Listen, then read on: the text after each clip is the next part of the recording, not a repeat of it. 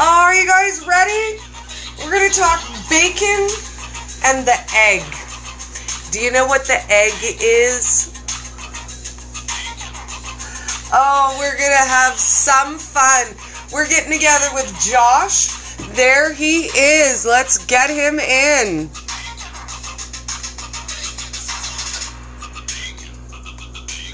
Oh, guys, I hope you're ready. We're going to have so much fun. How's our sound? Hey, how are you? We're ready to rock, dude. We're ready to talk bacon, baby. Bacon. I like the sounds work immediately. Right? Because it's Friday and we rock like that? What? So, first, introduce yourself, handsome Josh. So if you're here just for the eye candy, he's pretty smart too, just saying. Well, thanks. Yeah, I'm Josh Perrault. Nice to meet everybody. They call me Keto Josh. I work with a couple of keto companies on both social media. I've done all the event circuits, and that's where I met yours truly over at KetoCon. And yeah, I just love trying to spread the good word about keto and just, meats. Meat, baby. And that's what we're going to talk about tonight. So first, I'm going to explain to everybody what the egg is. Because Dory's decided that egg is the universal symbol for everything I find ridiculous. Like, if it's the stupidest thing I've ever heard, and I'm like, are you kidding me right now? Egg is the new symbol for are you kidding me right now? So the egg we're going to talk about tonight is Canada's brand new food guide. It's really awesome. I don't know if you've had a chance to look at it. It's a huge departure. Yeah, huge departure from the old way. So we're going to talk about that, and you're going to give me your honest opinion. Like, do you think it's an egg? I'm ready. If it doesn't include bacon, get it out of the country. Right? Get it out. Get it out. So the basis is we're going from 4 basic food groups, which used to be described as dairy, proteins, fruits and vegetables, and your whole grains. So they've decided we're going 3 categories instead, and they're going to be whole grains, veggies, and proteins. But what they're recommending is half of your plate be vegetables and fruit, 1/4 of your plate be protein, which they're actually suggesting please be more plant-based protein, and then the final quarter should be preferably whole grains. Whole grains. This is the new departure from the old diet, and it's huge. It's a big difference. It's going to make Canada healthy. Oh, I thought about this a lot today, and I'll give it one thing. It's definitely better than the SAD diet, which is the standard American diet. So if you're out there eating Taco Bell and McDonald's every day, yes, it's by far better. But, to say it's better than the standard American diet and then saying it's healthy is vastly different. I mean, that's just ridiculous to say that it should be plant-based. I mean, has anybody ever picked up the Beyond Meat? For me, even picking it up, I feel like I get chemicals in my hands and I have to put it back. Yes. But when you look at things like Beyond Meat, it literally is just chemicals. And maybe there's like one source of pea protein in it, but then you have a laundry list of like 20 different ingredients. And it's just remarkable to me to say that to your entire generation. And then also you have to go to the grains. Now, why do we need grains this much? Grains were invented in an agricultural practice, just like dairy, a couple centuries ago. We did not survive on that throughout history. In fact, the only reason we grew from monkeys in the first place is because of our meat sources, or else we'd still be flinging poop from trees. That kind of sounds like it could be fun on a Sunday when you have nothing better to do. Yeah, you and your vegetarian, vegan people can go up in trees and throw your poop at each other. Well, and it's not cheap either.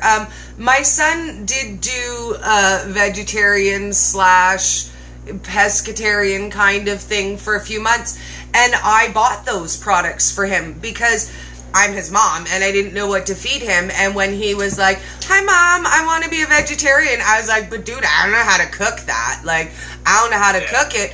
And not only is it a huge amount of chemicals, the products are like exorbitantly expensive. Like a pack of 6 hot dogs is like $5, $6, $7. Like it's not cost effective either. So I want to talk a little bit about cost effective, because I hear all the time, keto's expensive. Keto's expensive. I can't afford it. Now, I'm going to tell you a secret. I think I bought into I can't afford to eat healthy for probably, I don't know, I'm 40. Okay, we're not going to go with how old I am, for a while. Okay? Still young in the heart, baby. Right? In the heart where it matters, and, you know, in the soul where it counts. For a really long time, I was a single mom. I raised my son on my own. I lived on a limited income. And I remember walking into the grocery store and thinking, okay, Dory, you can't afford the good stuff. Like, you can't afford the good stuff. So I bought the staples. I bought, you know, macaroni and cheese by the case. I bought cans of soup by the case. I bought, you know, ground meat and cheap meat, and I made sure there was milk and cheese in the house for my son. And I made sure that there was for him, and if there was food for me, yay. And if there wasn't, whatever, I could eat a box of macaroni and a bowl of cereal. And I really spent my life thinking I couldn't afford to eat better. Oh yeah. And I think that's part of what they sell you. Oh, that's the biggest thing. I mean, if you think about it, money revolves around everything in this food industry, right? And not at all. To make things that are like easily coming in a box, that are a significant portion to what you have to get at like a deli, and then you also consider cook time, because that goes through people's mind. They're like, oh, well, I don't want to get fish that's raw, or, you know, this meat that's raw, because that means I have to cook it, it costs extra, and it's just a whole proprietary blend of bullshit for people to make sure they eat unhealthy. And I think there's 2 things I like to touch on for this subject, is priorities. And what I mean by that is, like, yes, it might cost a dollar extra, but you're getting a longer lasting life, and you're not having to rep yourself with full of pharmaceuticals. Because this is what I tell people. It's like, okay, the trick is for, you know, say to Canada or Northern America, the trick is not to kill you off easy. Well, the trick is to keep you living on a long time with very poor health, so they can keep getting the money checks from you. And honestly, I don't know. I don't want to be 65 or 70 or however old, and then be decrepit. You know, having to walk with assistance, or not being able to like board a plane because, you know, my back is going out. Now, once that's said, we go back to actually cost-worthy stuff. I mean, my buddy and me went to Natural Grocers the other, which is a small chain of groceries out here, and they had non-GMO $1.99 dozen of eggs out. And usually Sprouts or even Whole Foods, their eggs are pretty expensive, don't get me wrong, but you know, the eggs there are non-GMO, $1.99 for a dozen, that's cheap. Grass-fed beef at Sprouts, $3.99 for a whole pound. And honestly, if you're doing keto, you only need about a quarter of a pound to maybe half a pound for yourself that whole entire day. Yes. And then you get a good source of fat. So you're talking $3.99 for a pound if you're going to eat that much in the first place. And if you're a heavier set guy, or taller guy, maybe you'll eat the whole thing. You got bacon, maybe you want to add in, and a good source of bacon would be $6 to $7. Yep. And then that'll last probably a couple of days, right? 2 or 3 slices a day. Eggs, another like $2. So, you know, your whole bill just for like one person in the family lasts off like 5 days. I'm talking $12, maybe $13. And in the end, you're feeling a lot better, more energy, and I think it costs more money for that sugar cravings, if anything, because by the time you get to the end of the night, you're like, what can I eat? What can I eat? And then someone grabs the ice cream, someone goes to the freezer for like popsicles, stuff like that, and it's just like a never-ending cycle of returning to the grocery store just for sugar. Well, and my whole house isn't keto, just me. But I find, even as a family, because I cook less carbs for our dinner, because our meat base is a higher fat, I'm adding the fat to the vegetable side dishes that everyone is eating. As a whole, even though my whole house isn't keto, my whole house eats less.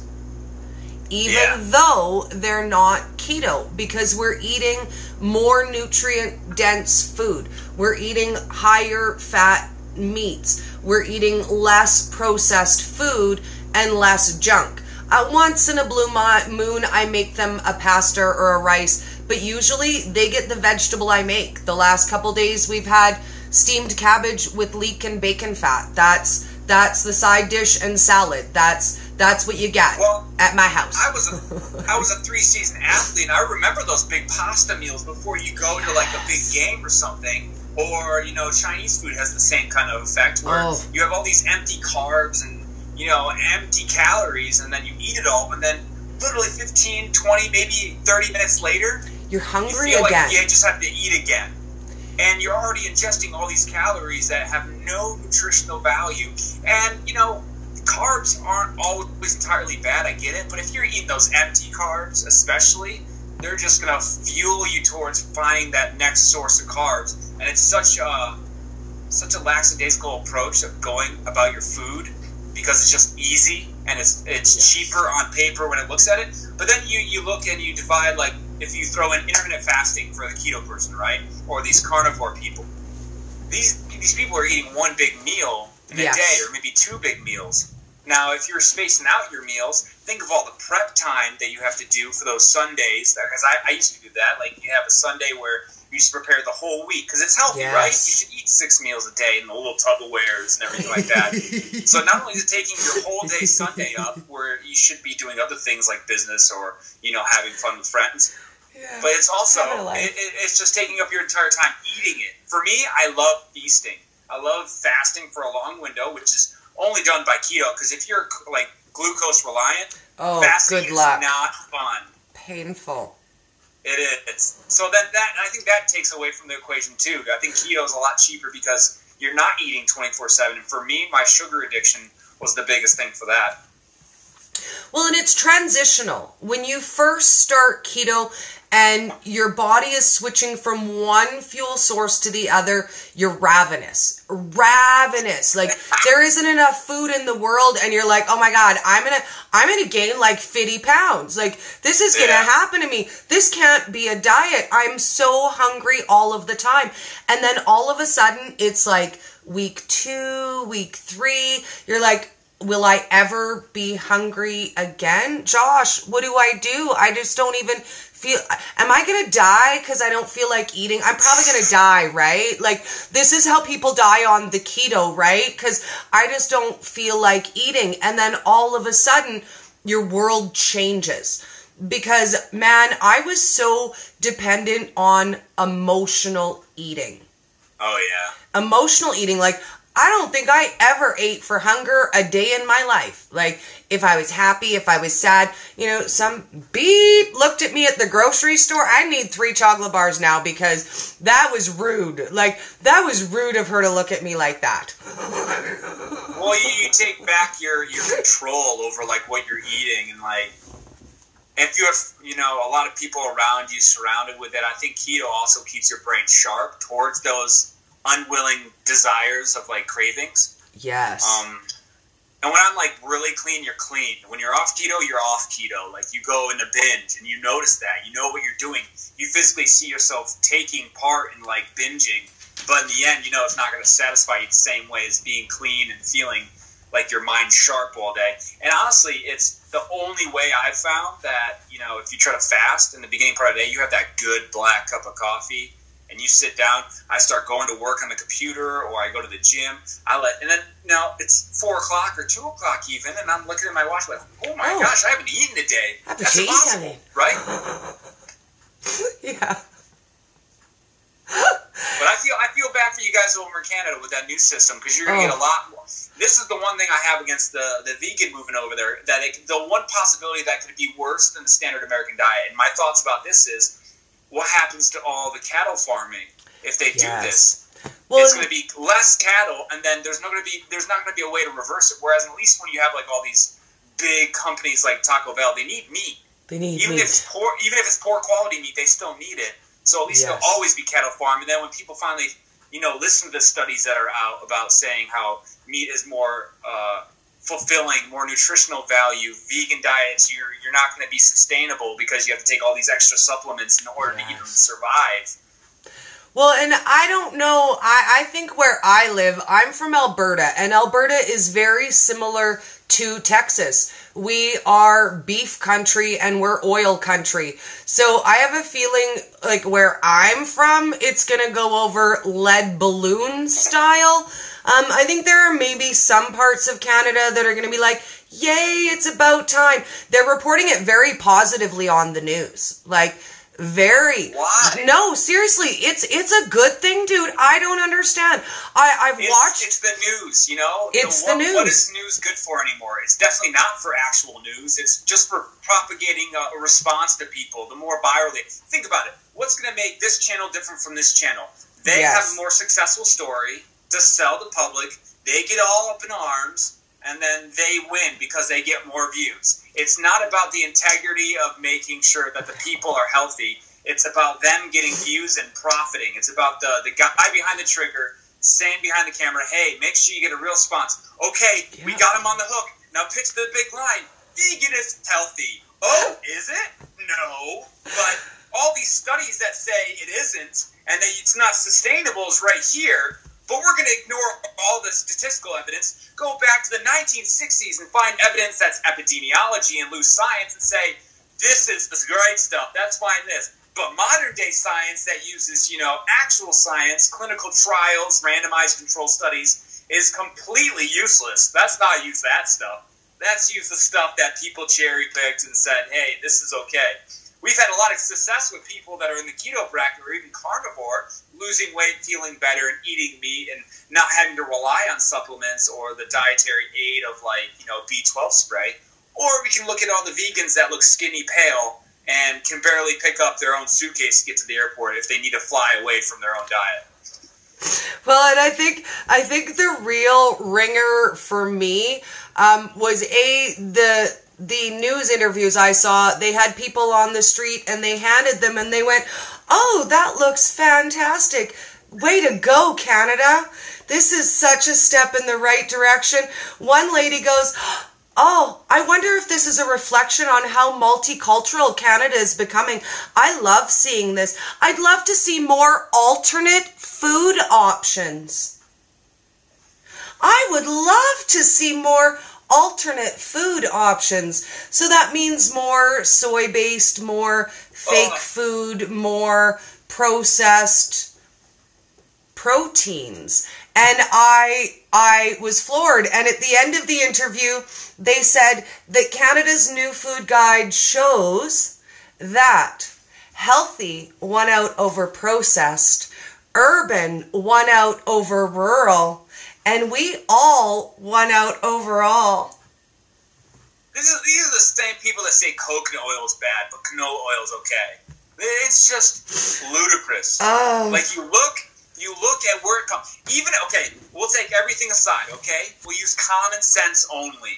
We won't use the studies that clearly state that eating meat's a lot healthier. We won't use, past studies. We won't use any kind of information except for common sense. Fuck that. What would companies benefit off of more? And we're not talking about the companies that are there for you, like the USDA, the FDA, or whatever Canada's guidelines are, how they inspect their food. But we're talking about common sense of the big profit, like big brother corporations, Kellogg's, Coca-Cola, and all that. What makes more money?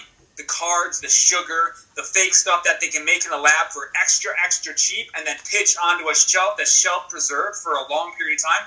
Look at Beyond Meat. How long can that last on a shelf? I don't know, maybe 4 or 5 months. Shelf stability is one of the biggest profit margins for those people. You got a bunch of people all fat in their suits sitting around a table like, well, if we add one more preservative, even though it might kill half the species, I bet you we could save $2 on each one.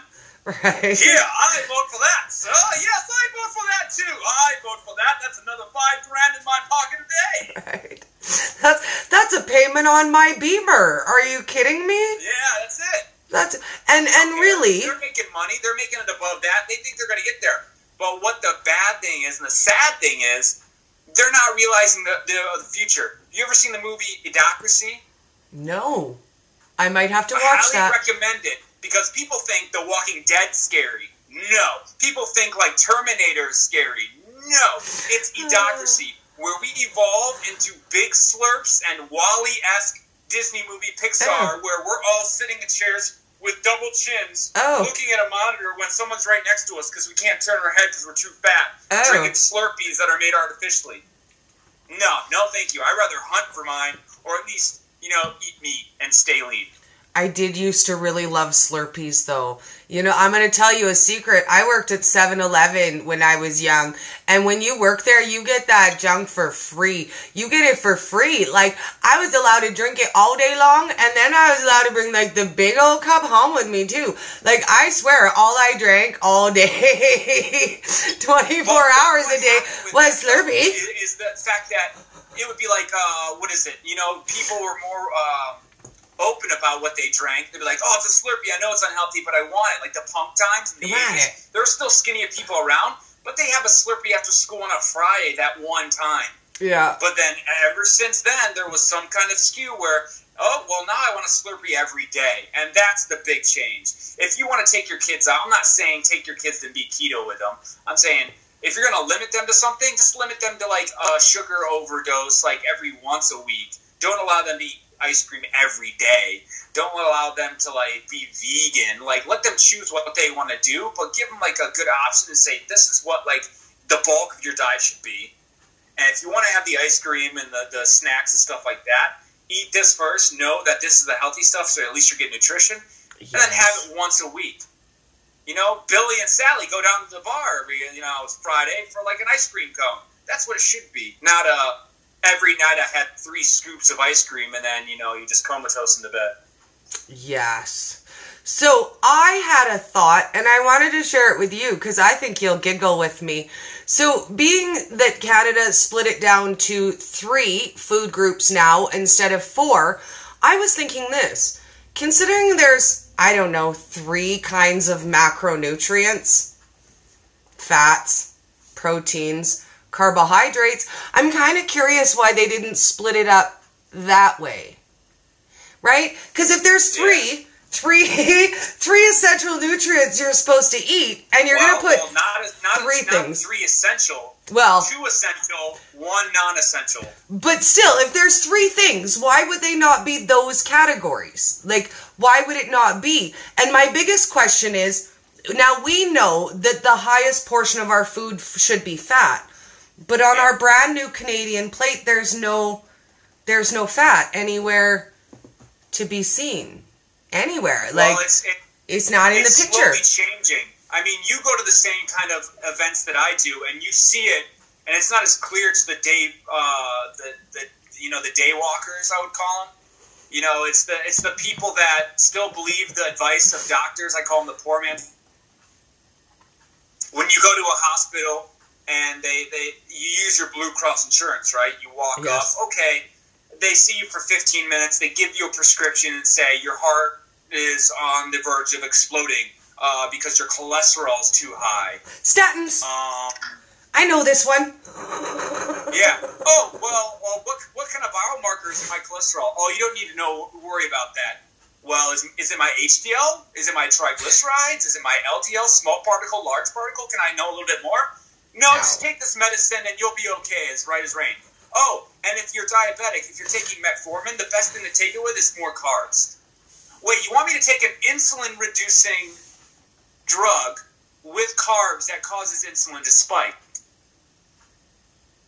But nobody knows that. So when you go to these conferences and they're like, okay, the best thing to do right off the bat is eliminate like the gluten, the dairy, the sugar, and then if you're drinking, get out the drinking. Those are like the 4 big components I would say would be the easiest way, but people overcomplicate it. Like, what's the skew of the macros, this and that? And I think it's just, ridiculous now that they're even going further and saying, You have to have grains, some type of pea protein, and then vegetables. Yes. There's no science to back that up. And if someone said there was science, I would like to see that article, because that's what we should all be following. It's not an emotional response. It's just study-backed evidence that we've survived as a species. We grew as a species with meat. In fact, yes. Lewis and Clark, when they first discovered America and they were traveling, not discovered America, but were discovering more parts of America, they would feed the leanest parts of the meat that they caught and killed to the dogs. They would feed themselves the organ meats and the fattier meats. Why? Because deep down, without technology and like all the stuff that we prioritize our day with, they knew that they felt better and could last longer hiking or walking with fattier meats, fattier cut meats, and living longer and feeling like they don't have to like stop as much and often. They saw that in everyday practice. You walk from here, from like Arizona to LA or Arizona to New York, and you tell me what feels better, a vegan diet or like a meat diet. Well, and there's no replacing meat. I won't lie. Bacon was the one word that brought me to keto. I was like, oh, hey, Big Daddy, tell me more about this bacon. You know, it's funny. Like, I still get people to this day that they have never heard of how bacon is healthy. Oh. You know, you get the shock factor. I love the shock factor. Oh, I eat that yes. as a comedian or as even an actor. It's like, I eat that all day. I could live off of people's reactions when I like kind of like shock them. And the shocking thing is when I say, "Oh, well, bacon's healthy." What? Well, you know how people are diabetic, right? Yeah. Bacon. So bacon's healthier than fruit. Bacon. What? Yeah, it's healthier. You'll live a lot longer.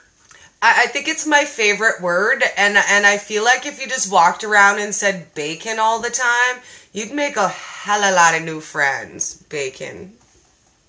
Have you seen the people that react like urgently to like against being bacon? Like if the vegans hear the word bacon, they're even reluctant to say it. They're like, no, I can't. I can't do it. I'm like, why? I'm vegan. I'm like, vegan. Oh, I'm so sorry. I feel for you, dude. You know, I wouldn't do anything for a Klondike, but I would do some shady stuff for some bacon. Like,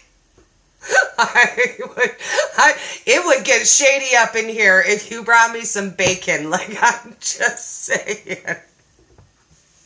Oh, my goodness. Bacon is a superfood. Oh, is there anything better? Like, is there actually, if there is a better food than bacon, I am unaware and I don't even care, I think.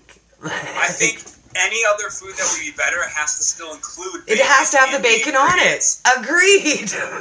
Like if salmon, for me, salmon, I love salmon, but bacon wrapped salmon or, you know, using vegetables, but like cooking your bacon on a sheet in the oven first, then putting vegetables on the bacon grease tastes so much better. Like braised Brussels sprouts with bacon grease with like, you know, some good stuff on top, like Parmesan cheese or a little bit of hot sauce. Oh, see, now you're saying all the good words. My favorite is asparagus with peppered smoked salmon, crumbled bacon, and just drizzled in bacon fat. Beautiful. Oh, there's like... Beautiful. I swear, like, you could make someone who hates you be your best friend with that dish and be like, I'm sorry, bacon. There you go. It's so simple. Bacon. So I want to talk to you a little bit about the kinds of meats we should be buying other than bacon. Because, you know what, there's a lot of kinds of meats out there. And I think when a lot of people start keto, they're kind of floored by the concept that pretty much every meat is good meat. And they're like, what? So... No. I mean, I wish everything was grass-fed. But unfortunately, here in Canada, not everything... To be able to feed the amount of people that we have in these countries, they do have to be grain-fed. Yes. I mean, if you have the extra money, I would say grass-fed beef. Yes. Grass-fed steaks. If you had the money, wild-caught fish only, and preferably the smaller fish because they have less mercury in them. If you think about it, the lifespan of a fish as it grows bigger, if you get like a swordfish, too much mercury, plastics, all that worse stuff. If you got smaller fish, especially like wild Alaskan stuff that they get fresh from the rivers, the best food you can eat. And then sticking to like, pigs that are humanely raised, foraged, animals like that. So kielbasa is one of my new favorites. I eat that every day. Oh, I love kielbasa and bacon. Stay away from the things that are processed, man-touched. Common sense, again, coming into fact here. You have somebody making chemicals in the lab, it's not going to be healthy to ingest it. It's the same chemicals they put in cleaners. You can use soda as a toilet bowl cleaner. Yes. That has to say something. You're trusting the people that are putting soda in their mouth? No. If someone puts soda in their mouth anymore, I'm like, okay, I get it. You have an addiction, but it's still terrible. Just don't do it. Try to do carbonated water. Switch off that. But with meats, it's the same way. Canola oils, bad. Pea protein, bad. And then you also have to. I listened to a podcast the other day about men right now. The men currently with more mental health and physical health, we've halved our testosterone since the 70s because of estrogenic foods. Soy proteins, the environmental hazards, us spending more time in front of blue light on your phones. It's all estrogenic, less sleep, less quality meats, and now we're all becoming more ladylike because we just can't eat regular testosterone-fueled food like meat, good meat, grass-fed, and I'd rather go even grain-fed and eat that type of beef rather than ever switch over to a unnatural source of protein like a vegan protein. Well, and they don't taste good either. I'm going to put it out there. What do they have to do to make it taste good? They add all the natural flavors. Now, what's in natural flavors? In America, anyway, there's 96 different ingredients or more that you can underlist as natural flavors. And they said this on the Ben Greenfield show. Vanilla extract is actually from beaver anal glands. That's how they secrete it, and that's where you get your taste from vanilla, some of these products. It's insane. Well, that doesn't sound that they put these good. Things in here. Beaver butt? That doesn't sound good. Oh, yeah. So you guys probably have a lot of vanilla extract over there. Probably. There's a lot of beavers here. Although, you know what? I don't envy the man who's got to milk those beavers. I'm just saying, that is an ass job. Oh, that's a minimum wage job at most, too. He's not making a lot of money milking some beavers. Oh, dear God. Oh, terrible. So I'm curious if you guys have any questions for Josh while we have him here. Otherwise, we're just going to continue to chat about, whatever strikes Dory's mind, because that's how we do. But I do want to open it up if you guys have any questions for Josh, because he is such a wealth of knowledge, and it's so nice to have this opportunity to hang out. But let's go to kinds of carbs next, because here's the thing, and unless you're strict carnivore, there's no such thing as, baby, what are you showing me? Salmon. Damn it. Ooh, it's good too. It was good. You got bacon? Do you have some bacon? Oh, I love it. I have bacon all day. Oh, goodness. I had a chicken wing today. It was good. Oh, my goodness. So, let's talk about kinds of carbs. Because unless you're super strict carnivore, there's no such thing as zero carbs. So I think that's a little bit of a misnomer when people want a keto or low carb, and they're like, well, but everything has carbs in it. So even if you wanted to carb up, you could do that with broccoli, right? You could do that with cauliflower. You can do that with nuts. So let's talk about the difference between what I would consider a good carb and, what ketogenically we would consider not such good carbs, and why they're a little bit different. Yeah, that's a perfect question. I mean, so there's the question of the fat to fiber to carb ratio. So if we're talking nuts, yes, peanuts are now classified as legume in America. Yes. Which means that since we've overproduced peanuts, now most of them are GMO modified, and not only that, but they have I think 9 grams of fat to 7 grams of carbs with only 2 to 3 grams of fiber. So Yes. that's not too good, because if we're looking over net carbs, which I generally think that overall carbs should be discussed more than just net carbs, because then there's sugar alcohols and things like that. But you need to go for the good nuts. Brazil nuts have the lowest amount of carbs, with macadamia nuts and pecans. And then we're also talking about fiber. So carb being 4, and then fiber being 3. So overall, you have 1 net gram of real carbs. So then your body's not going through it a huge state of carb influx just from a handful of nuts. I want to be able to eat nuts and eat as many as I want, picking from a bag rather than a snacking night. If you're trying to watch a movie, just pick some Brazil nuts up or some macadamia nuts and chew on that while your friends eat Doritos or whatever they eat. Yes. And that's much better for you, because if you take, say, a handful of almonds, you're kicked out of keto instantly, because you got 40 grams of carbs in one handful, maybe 2 to 3 cups. And then we're going to the more cruciferous greens. And night and day, you want to switch over to more cruciferous greens anyways, because autoimmune diseases are most affected by nightshades. Tomatoes, onions, red peppers, green peppers, yellow peppers. All those not only have more sugar and more carbs to them, but less of the micronutrient dense, and they're highly inflammatory because they're the most sprayed crops in America. And, don't get me started on that. Vegans really want to talk about how the meat's killing us. Let's talk about how Monsanto sprays every single crop.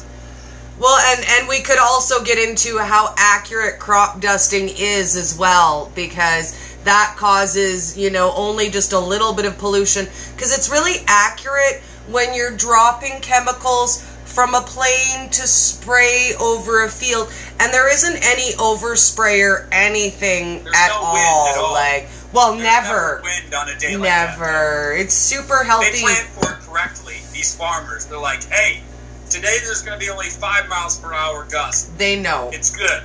No, they don't care. They know. They do their job. They spray it. And then Monsanto's seeds, cross-pollinate. They own that field now because it's been licensed to them.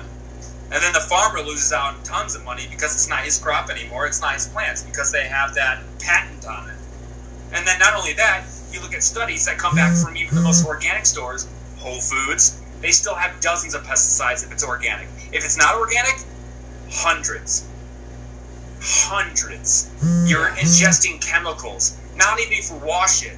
Now, if you want to go back to the nut solution, they want you to put these nuts into a bowl and soak them overnight, which is great if you have the time. But nobody has time to do all these different processes. So I just stick to the ones that have the best omega-3s to omega-6s, which once again, Brazil nuts, pecans, and macadamia nuts. The greens you want to stick to, I would say broccoli, cauliflower, asparagus, green beans, and Brussels sprouts. Oh, my favorite. I love them so much, but they are pretty carb dense, so be careful of those ones if you're trying to stay true keto. And get them as organic as you can. Yeah. My favorite trick with the nuts is I will make a mix of walnut, pecan, a little bit of Brazil nut, a little bit of macadamia. I will throw in just a teeny bit of almond for the flavor. Then what I do is I warm myself up my choice of fat. So either coconut oil, butter, ghee, bacon fat. I warm that up. I season the nuts up and I put them in the oven to roast. So that then when I'm having my nuts, I'm getting the extra fat.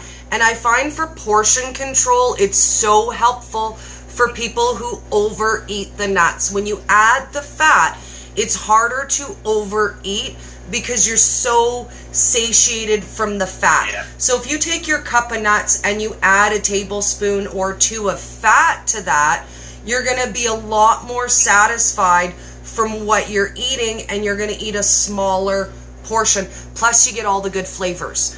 I can do them with sweet, with cinnamon and sweetener, or I can do my Frank's Red Hot, or I can do ranch, I can do, you know, spicy, whatever, sky's the limit. And then it's more than just grabbing a handful of nuts. It's got a flavor, it's got a purpose, it's got its extra fat, and it takes me 2 minutes to make it up. Like, 2 minutes to make it. And once again, you have the lower carb nuts, so you're not having to worry about, like, oh, did I grab too many? Yes. Because now I'm venturing on the realm trying to tell people, like, lazy keto is probably even better. Yes. To start off with. I mean, if you're really trying to get into bodybuilder weight class, really try to, like, lower your body fat, MyFitnessPal is maybe your best friend. It's not going to be fun, but at least you're losing that weight, like cutting the calories down a little bit more, making sure that you're not overeating on the carbs, because they do sneak up on you. And I told this to somebody today. I was like, if you're getting 10 to 20 grams of carbs from just residual things like meat, like having sugar in your bacon, or having sugar in your meats, or if you go to a butcher and he has the rubbed meat right there, hey, what's in the rub? I don't know. I don't know. Bunch of sugar. One of my best tips, if people are trying to go lower carb, is I make my own pecan and walnut flour. Now, I just grind them up. They're less than half the carbs. Walnut is 4 grams of carbs instead of almond being 10, and they swap out even Steven. So any recipe that says almond flour, you can make with your own walnut or pecan flour that I make at home for cheaper. Now, I'm going to say I love almond, but almond is not the best choice. And I don't know why almond got so high in the market that everything that's available is almond. But it's really not the best choice. So I honestly, I can cut the carbs in any almond recipe by simply swapping that almond for walnut. And I do that. I make my fathead. I make it all with walnut instead, or with pecan. But you can do the same thing with seeds. So you can make pumpkin seed flour. You can make sunflower seed flour. You can make all your own nut and seed flours at home for cheap.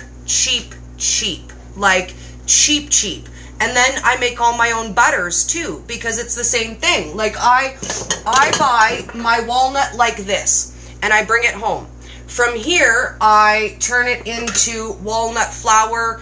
I turn it into walnut butter. Then I have all of my supplies. I buy myself 1 bag every 3 months that costs me $18, and that is my walnut for the house. Literally every 3 months I buy 1 bag of walnut, and I can make everything from that. And I'm not spending, you know, $30, $40, $50 on specialty ingredients. Oh, Josh is frozen. So this is what we're going to do. We're going to pull him out, and then we're going to pull him back in. And we're going to see if that works, because he is frozen. And although I love hearing the sound of my own voice, like, we do want to hang out with Josh. So I'll take a scroll and see. Definitely nuts aren't good. Too many oxidized fats, worse than carbs. And it depends too. Some people have a higher tolerance to nuts. I personally, we don't see him back yet, so we'll wait for Josh to come back. I personally eat a fair amount of nuts, but I also stick to the lower carb end of the nuts. And when I say a lot of nuts, I don't know, for you guys, portion-wise, it probably wouldn't be a lot. I ate 4 pecans today. I opened up my jar and I took 4 pecans out of it today. Usually, if I snack on nuts, I will usually, I'll take a pecan, I'll put a little bit of butter, and I'll make like a pecan butter sandwich. Or I'll mix a little bit of cinnamon and sweetener in the butter and have that on my nuts. And then I'm, again, getting more full out of a smaller amount. Or I'll do things like this. I only have a teeny little bit left. This is the Keto Brick cereal that I made. So this is pecans, walnuts, and coconut, and some pork rinds. And then I made a caramel sauce, toasted in the oven, And then I added cut up bits of my keto brick, and it can either be trail mix or it can be cereal. But I find for me, the key is to remember to add that fat to everything. So when I look at my plate, I look at my portion of my meat and I add fat to it. I either add butter, or I add bacon fat, or I add sausage fat, or you name it, whatever the fat of the day is. And then I take my portion of vegetables and I do the same thing. I add the fat. So for me, a portion of Brussels sprouts is 4 Brussels sprouts cut up with a nice tablespoon of fat on it, a little bit of crumbled bacon. I call it the rule of thumb. And I think of it this way. If you add a thumb of fat to everything that you're eating, then you're always going to get that high, dense amount of fat per portion of food. Yay, you're back! So, we were just talking about the rule of thumb, and I was explaining to everybody that for me, I find the easiest way to get my fat is a thumb of fat on everything I eat. So when I have my portion of vegetables, I add my tablespoon of fat. When I have my portion of meat, I add my tablespoon of fat. When I have my eggs, I cook them in bacon fat, and then I add a little bit of butter or bacon fat on the top, on the end. And that's for me how I get my fat. So rule of thumb, because you can never forget. Yeah. Well, every time I cook something, like, say I just cooked my salmon, I put 2 tablespoons of coconut oil on it. Yes. If I cook eggs, you know, instead of greasing the pan barely with a thin layer, like a nice good helping or heaping. So that way you're getting more fat than protein, or just a little bit more anyways. Yes. And it's still simple. And then the greens, you know, you add those in. I think it's funny that I went to Australia and I lived there, and you know, when over there, they're typical blokes, and they're just like common sense type guys, and that's why I loved it over there. And they said, yeah, mate, I got to lose a couple of pounds. I'm not going to be drinking for a couple of weeks, and I'm going to go to meat and veg, which just literally equates to he's dieting, so he's eating meat and vegetables. Yeah. Meat and Can't veg. get any easier than that, people. Meat and veg. Well, and I would say that even for the average person who knows nothing about keto, usually at the beginning, that's the stage they're in, where they're like, dude, I'm literally eating chicken and salad because I don't know what else to eat. And you're just like crying and eating salad and going, I just want to be thin. This is another thing I try to preach to people. It's like, you look at chicken, right? And everybody thinks, oh, chicken's so healthy. Chicken breast. It's lean meat. Chicken breast. And I look at it, and once again, not the studies, not the fattier source. That's come from a very biased point of view. No. You know, what's going to be easier, getting grass-fed beef for a cheaper price per pound, or getting the cold-fridged, organic, pasture-raised chickens for $18 for 2 breasts? Yeah. Well, because chicken is cheap. It matures quickly. From hatching to harvest is generally 6 to 8 months. 6 months. So, you know, the turnover is quick. They need a small amount of space to live. And lots of them live in really, really bad conditions because, let's be honest, they're not having a good life. I mean, unless you're buying the free range, you know, chickens, they're pen raised. So these things. If we're considering terminology here, a lot of people think organic's everything, right? Yes. Organic free range means nothing. Organic cage free means nothing. You want pasture raised. I'd rather have GMO pasture raised than organic free range or cage free. You look at cage free, free range, all the way up there is their pasture raised. Yes. And you know what? I'm the budget girl. So I'm going to say all day long, even if you can't afford the best, what you can afford is 1,000,000 times better than Cheetos and Doritos. Even if you need to, you know, buy the cheap ground beef, if you need to buy the fatty pork loins, if you need to budget purchase your meats, then I say invest the money in the fats. Because for me, my fats are key. And I'm going to be honest, I live in Canada where these things are expensive, where they're not highly available, and a lot of those things aren't in my budget. But what is in my budget is good vegetables and good fat. All day long, I can afford that. For me, pasture-raised... And you can take a page out of the book from bodybuilders, too. I mean, they don't really have a lot to spend, and they focus on their bodies their entire life until they get the sponsorship, right? What do most of them eat all the time? Eggs. Eggs are cheap. They're big for a reason. I mean, I'm not talking the guys that are filled with testosterone and shooting their butt, but I'm talking about the people that are natural even before, like, everybody got into, like, the more steroid use. When it first started out, bodybuilders were just eating steak, eggs, and fats. Yep. That's how they got big, and that's how they stayed big, and that's how they stayed fueled for the gym. They would lift a lot, eat lots of good fats and protein, and that's it. So that's got to be saying something if we want to look that way, rather than, you know, we follow this egg diet of yours in Canada, and we all look like stick figures and pale because our cholesterol is so low and the vitamin D from your sun isn't interacting with our skin well enough. Right. Has anybody? I'm curious to ask if anybody's out there has ever looked at, like, the pinnacle of success in the vegan world, like the doctors that preach it. Have they looked at them and said, "Wow, there's some James Bond types. Right. I want to look like that." Has anybody? Yeah, exactly. But then you see people eating meat all the time, and they look great, right? Well, and I feel so happy. I'm just going to put it out there, Josh, and I'm going to say meat makes me happy. So happy. So happy. Oh, I'll take another one, Miss Penny Lane. That's right. I don't mind if I do, sir. Slice. Just one? Just one, though? With my daiquiri. Exactly.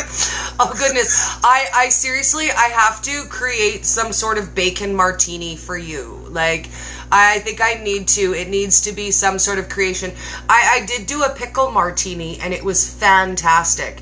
So I think I'm gonna have to create something spectacular just for you. So Trust me, vodka and KetoCon made something like that, like a Bloody Mary, like a keto Bloody Mary with a bacon strip on top, and they soaked the bacon in the vodka overnight or something like that. It was real good.